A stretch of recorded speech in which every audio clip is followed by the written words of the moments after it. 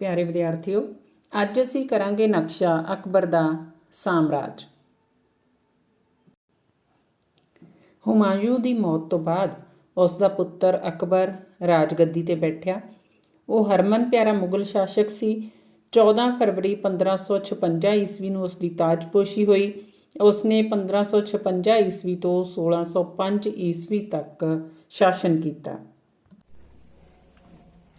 ਹੁਣ ਅਸੀਂ ਸਿੱਖਦੇ ਹਾਂ ਕਿ ਭਾਰਤ ਦੇ ਮਾਨਚਿੱਤਰ ਵਿੱਚ ਅਸੀਂ ਅਕਬਰ ਦੇ ਸਾਮਰਾਜ ਦੀ ਗੱਲ ਕਰਦੇ ਹੋਏ, ਸਾਮਰਾਜ ਨੂੰ ਦਰਸਾਉਂਦੇ ਹੋਏ ਮੇਨ ਜਿੱਤਾਂ ਅਸੀਂ ਦਰਸਾਵਾਂਗੇ।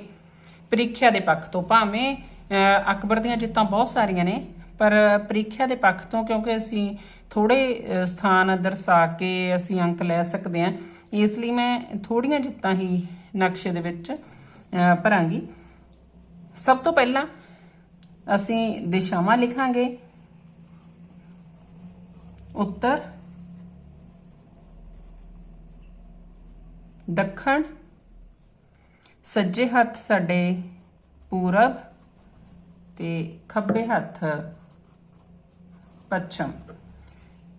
ਕਿ ਅਕਬਰ ਦਾ ਜਿਹੜਾ ਸਾਮਰਾਜ ਸੀ, ਉੱਤਰ ਵਿੱਚ ਕਸ਼ਮੀਰ ਤੋਂ ਲੈ ਕੇ ਦੱਖਣ ਵਿੱਚ ਜਿਹੜਾ ਹੈਗਾ ਗੋਦਾਵਰੀ ਨਦੀ ਤੱਕ, ਤੇ ਪੂਰਬ ਵਿੱਚ ਬੰਗਾਲ ਤੋਂ ਲੈ ਕੇ ਪੱਛਮ ਵਿੱਚ ਅਫਗਾਨਿਸਤਾਨ ਤੱਕ, ਅਫਗਾਨਿਸਤਾਨ ਦਾ ਹਿੱਸਾ ਕਿ ਅਫਗਾਨਿਸਤਾਨ ਤੱਕ ਜਿਹੜਾ ਫੈਲਿਆ ਹੋਇਆ ਸੀ।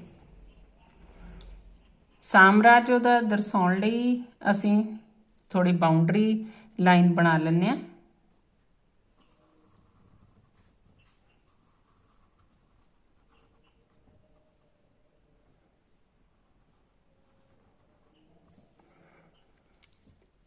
ਹੁਣ ਅਸੀਂ ਜਿੱਤਾਂ ਦਰਸਾਵਾਂਗੇ। ਸਭ ਤੋਂ ਪਹਿਲਾਂ ਅਸੀਂ ਕਸ਼ਮੀਰ ਦਰਸਾਵਾਂਗੇ। ਕਸ਼ਮੀਰ ਸੌਖਾ ਲਾਉਣਾ। ਮੈਂ ਜਿੱਤਾਂ ਹੀ ਉਹ ਦਰਸਾ ਰਹੀ ਹਾਂ ਜਿਹੜੀਆਂ ਵਿਦਿਆਰਥੀਆਂ ਨੂੰ ਭਰਨ ਮੌਕੇ ਆਸਾਨੀ ਰਹੇ ਤੇ ਸਾਨੂੰ ਉਸ ਦਾ ਸਾਮਰਾਜ ਕੇ ਕਿਹੜੀਆਂ ਦਿਸ਼ਾਵਾਂ 'ਚ ਕਿੱਥੋਂ ਤੱਕ ਫੈਲਿਆ ਸੀ ਅਸੀਂ ਉਹ ਵੀ ਦਰਸਾ ਸਕੀਏ। ਕਸ਼ਮੀਰ,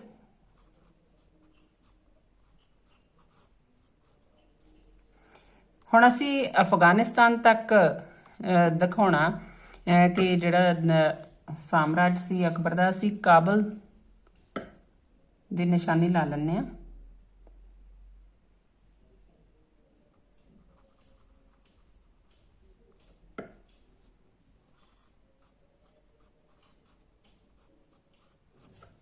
ਕਾਬਲ, ਦੋ ਸਥਾਨ ਸਾਡੇ ਹੋ ਗਏ।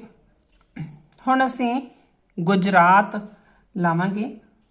ਗੁਜਰਾਤ ਜਿਹੜੀਆਂ ਉਸ ਸਮੇਂ ਦੀਆਂ ਸੀਮਾਵਾਂ ਸੀ ਰਾਜਾਂ ਦੀਆਂ, ਉਹਨਾਂ ਦਾ ਫਰਕ ਹੋ ਸਕਦਾ, ਇਸ ਲਈ ਪੂਰੀ ਬਾਉਂਡਰੀ ਅਸੀਂ ਚਾਹੇ ਨਾ ਵੀ ਬਣਾਈਏ। ਇਹ ਗੁਜਰਾਤ ਦਾ ਹਿੱਸਾ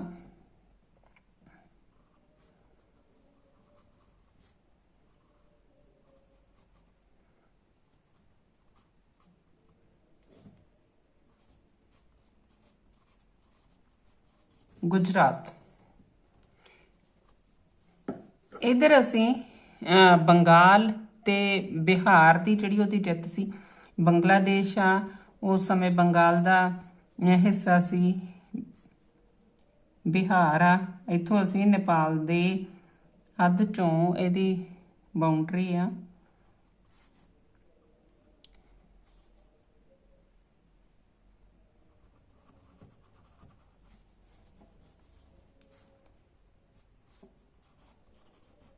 ਬਿਹਾਰ ਅਤੇ ਬੰਗਾਲ।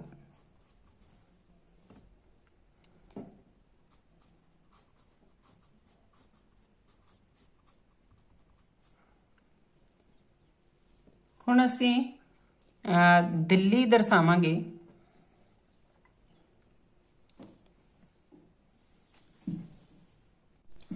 ਦਿੱਲੀ ਨੂੰ ਦਰਸਾਉਣ ਲਈ ਅਸੀਂ ਤੋਂ ਨੇਪਾਲ ਦੇ ਥੱਲੋਂ ਇੱਕ ਲਾਈਨ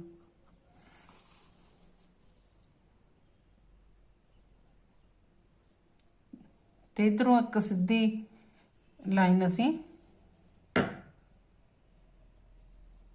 कि जिथे ਪੁਆਇੰਟ ਮਿਲ ਜਾਂਦਾ ਉਹ ਸਾਡਾ ਦਿੱਲੀ ਦਾ ਨਿਸ਼ਾਨ ਆ ਜਾਂਦਾ।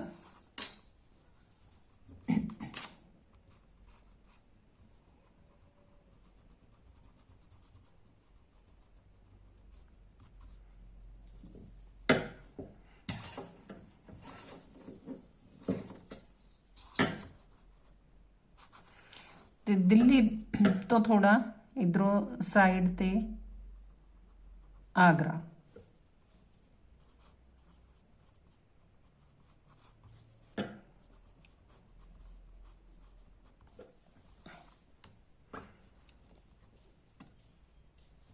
ਹੁਣ ਵਿਦਿਆਰਥੀਓ ਸਾਨੂੰ ਜਿੰਨੇ ਕੁ ਅਸੀਂ ਜਿੱਤਾਂ ਦੇ ਸਥਾਨ ਸਾਨੂੰ ਚਾਹੀਦੇ ਨੇ ਪ੍ਰੀਖਿਆ ਪੱਖ ਤੋਂ ਅੰਕ ਲੈਣ ਲਈ, ਓਨੇ ਕੁ ਸਥਾਨ ਮੈਂ ਭਰ ਦਿੱਤੇ ਆ। ਅਸੀਂ ਭਰਿਆ ਕਸ਼ਮੀਰ, ਦਿੱਲੀ, ਆਗਰਾ, ਬਿਹਾਰ ਤੇ ਬੰਗਾਲ, ਗੁਜਰਾਤ ਤੇ ਕਾਬਲ। ਉਮੀਦ ਆ ਕਿ ਤੁਹਾਨੂੰ ਸਮਝ ਆ ਗਿਆ ਹੋਊਗਾ ਤੇ ਤੁਹਾਨੂੰ ਪ੍ਰੀਖਿਆ ਪੱਖ ਤੋਂ ਤੁਸੀਂ ਬੜੀ ਆਸਾਨੀ ਨਾਲ ਇਸ ਨਕਸ਼ੇ ਨੂੰ ਤਿਆਰ ਕਰ ਸਕਦੇ ਹੋ।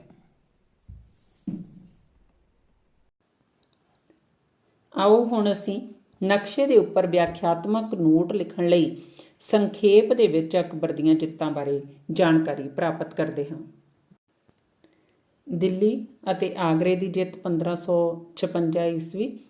ਪਾਣੀਪਤ ਦੀ ਦੂਜੀ ਲੜਾਈ ਵਿੱਚ ਹੇਮੂ ਨੂੰ ਹਰਾ ਕੇ ਅਕਬਰ ਨੇ ਦਿੱਲੀ ਤੇ ਆਗਰੇ ਤੇ ਕਬਜ਼ਾ ਕੀਤਾ। 1556 ਈਸਵੀ ਵਿੱਚ ਹੁਮਾਯੂੰ ਦੀ ਮੌਤ ਤੋਂ ਬਾਅਦ ਆਦਿਲ ਸ਼ਾਹ ਸੂਰੀ ਦਾ ਪ੍ਰਧਾਨ ਮੰਤਰੀ ਸੀ ਹੇਮੂ।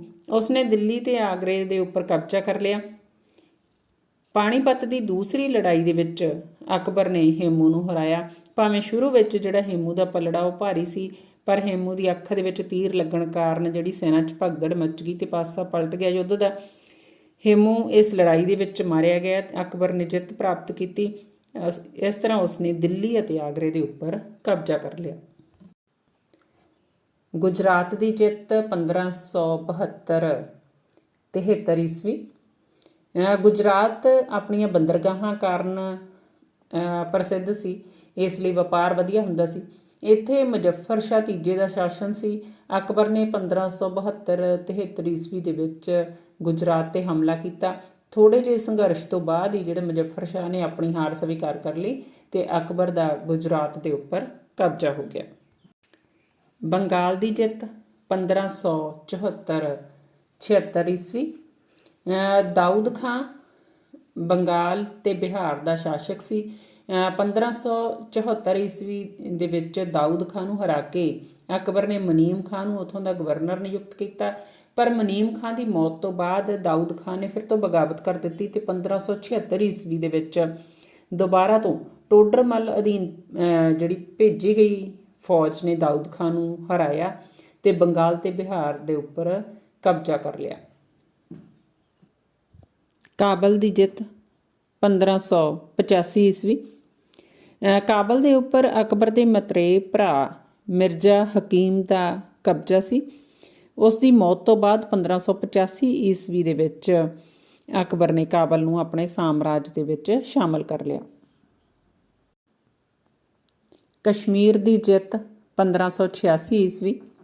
ਕਸ਼ਮੀਰ ਦਾ ਸ਼ਾਸਕ ਯੂਸਫ ਖਾਂ ਸੀ। ਉਸਨੇ ਮੁਗਲਾਂ ਦੀ ਅਧੀਨਗੀ ਸਵੀਕਾਰ ਕਰਕੇ ਮੁਗਲਾਂ ਨੂੰ ਅਧੀਨਗੀ ਕਰ ਜਾਣੀ ਖਿਰਾਜ ਦੇਣਾ ਮੰਨ ਲਿਆ ਸੀ। ਪਰ ਅਕਬਰ ਕਸ਼ਮੀਰ ਨੂੰ ਆਪਣੇ ਸਾਮਰਾਜ ਵਿੱਚ ਸ਼ਾਮਲ ਕਰਨਾ ਚਾਹੁੰਦਾ ਸੀ। ਇਸ ਲਈ ਉਸਨੇ 1586 ਈਸਵੀ ਵਿੱਚ ਕਸ਼ਮੀਰ ਤੇ ਹਮਲਾ ਕੀਤਾ ਤੇ ਜਿੱਤ ਪ੍ਰਾਪਤ ਕੀਤੀ। ਇਸ ਤਰ੍ਹਾਂ ਉਸਨੇ ਕਸ਼ਮੀਰ ਨੂੰ ਆਪਣੇ ਸਾਮਰਾਜ ਦੇ ਵਿੱਚ ਸ਼ਾਮਲ ਕਰ ਲਿਆ। ਅਕਬਰ ਦਾ ਸਾਮਰਾਜ ਪੂਰਬ ਵਿੱਚ ਬੰਗਾਲ ਤੋਂ ਲੈ ਕੇ ਪੱਛਮ ਵਿੱਚ ਅਫਗਾਨਿਸਤਾਨ ਤੱਕ ਅਤੇ ਉੱਤਰ ਵਿੱਚ ਕਸ਼ਮੀਰ ਤੋਂ ਲੈ ਕੇ ਦੱਖਣ ਵਿੱਚ ਗੋਦਾਵਰੀ ਨਦੀ ਤੱਕ ਫੈਲਿਆ ਹੋਇਆ ਸੀ। ਵਿਦਿਆਰਥੀਓ, ਅਸੀਂ ਅਕਬਰ ਦੀਆਂ ਜਿੱਤਾਂ ਬਾਰੇ ਸੰਖੇਪ ਦੇ ਵਿੱਚ ਜਾਣਿਆ। ਅਕਬਰ ਦੇ ਸਾਮਰਾਜ ਕਿ ਉਸ ਦਾ ਸਾਮਰਾਜ ਕਿੱਥੋਂ ਤੱਕ ਫੈਲਿਆ ਸੀ ਇਹ ਜਾਣਿਆ। ਇਸ ਤੋਂ ਬਾਅਦ ਅਸੀਂ ਸੰਖੇਪ ਰੂਪ ਵਿੱਚ ਨੋਟ ਲਿਖ ਸਕਦੇ ਹਾਂ। ਤੁਸੀਂ ਸਕਰੀਨ 'ਤੇ ਦੇਖ ਰਹੇ ਹੋ ਕਿ ਅਸੀਂ ਸੰਖੇਪ ਰੂਪ ਦੇ ਵਿੱਚ ਨੋਟ ਕਿਵੇਂ ਲਿਖ ਸਕਦੇ ਹਾਂ। ਇਸ ਨੂੰ ਤੁਸੀਂ ਆਪਣੀਆਂ ਕਾਪੀਆਂ 'ਤੇ ਵੀ ਨੋਟ ਕਰ ਸਕਦੇ ਹੋ। ਪਿਆਰੇ ਵਿਦਿਆਰਥੀਓ, ਉਮੀਦ ਆ ਕਿ ਤੁਹਾਨੂੰ ਸਮਝ ਲੱਗ ਗਿਆ ਹੋਵੇਗਾ ਕਿ ਅਸੀਂ ਇਸ ਜਾਣਕਾਰੀ ਤੇ ਆਧਾਰਿਤ ਨੋਟ ਕਿਸ ਤਰ੍ਹਾਂ ਲਿਖਣਾ ਤੇ ਦਰਸਾਏ ਹੋਏ ਤਰੀਕੇ ਦੇ ਨਾਲ ਤੁਸੀਂ, ਜਿਸ ਤਰ੍ਹਾਂ ਤੁਸੀਂ ਸਕਰੀਨ ਤੇ ਹੁਣ ਦੇਖ ਰਹੇ ਹੋ, ਇਸ ਤਰੀਕੇ ਦੇ ਨਾਲ ਤੁਸੀਂ ਅਕਬਰ ਦੇ ਸਾਮਰਾਜ ਦੇ ਵਿਸਥਾਰ ਨੂੰ ਵੀ ਦਿਖਾ ਸਕਦੇ ਹੋ ਕਿ ਅਕਬਰ ਦਾ ਜਿਹੜਾ ਸਾਮਰਾਜ ਆ ਉਹ ਕਿੱਥੋਂ ਕਿੱਥੋਂ ਤੱਕ ਫੈਲਿਆ ਹੋਇਆ ਸੀ। ਉਮੀਦ ਆ ਵਿਦਿਆਰਥੀਓ ਕਿ ਤੁਹਾਨੂੰ ਨਕਸ਼ਾ ਸਮਝ ਆ ਗਿਆ ਹੋਵੇਗਾ। ਵੀਡੀਓ ਨੂੰ ਧਿਆਨ ਨਾਲ ਦੇਖਣ ਤੇ ਸਮਝਣ ਲਈ ਤੁਹਾਡਾ ਸਾਰਿਆਂ ਦਾ ਬਹੁਤ ਬਹੁਤ ਧੰਨਵਾਦ।